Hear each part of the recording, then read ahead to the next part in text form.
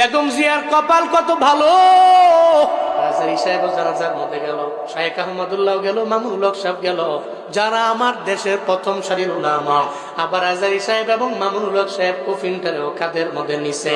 তাহলে কি পরিমাণে দামি এই বান্দাগুলো, কি পরিমাণে দামি এই বান্দিগুলো।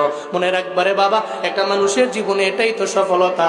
আমার মরার আগে, আমার মরার পরে, আমার ডানে বামে আমার ছেলের জবান থেকে হবে কোরআনের তিলাওয়াত। এটাই তো প্রত্যেকটা মা আশা করে, প্রত্যেকটা বাবা এটাই তো আশা করে। মনে রাখবেন, একটা মা বাবার জীবন তো তখনই সফল হয় যখন ছেলেটা শিয়রের পাশে দাঁড়াইয়া কোরআনের আওয়াজ দেয়। একটা হুজুর ভাড়া করে আনলে হুজুর তিলাওয়াত করবে আপনার মায়ের জন্য না, বরং সওয়াব তো হুজুরই অর্ধেক নিয়ে যাবে।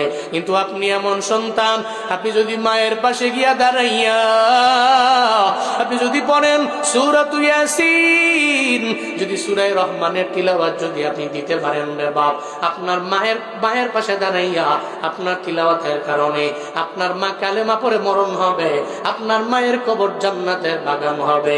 অন্য একটা লোক আনলে ওই লোকের কথা তো কবুল হতেও পারে, না হতে পারে, কিন্তু যেই মা আপনারে গর্বের মধ্যে নিল, আপনি মায়ের প্রতি দরদ লইয়া যদি তিলাওয়াতের মাত্রা যদি বাড়াইয়া দিতে পারেন, আমার কাছে মনে হয় ওই মা জাহান্নামী হবে না। ওই মায়ের কবর সন্তানের দুয়ার বদৌলতে রব জান্নাত বানায়া দিতে পারে।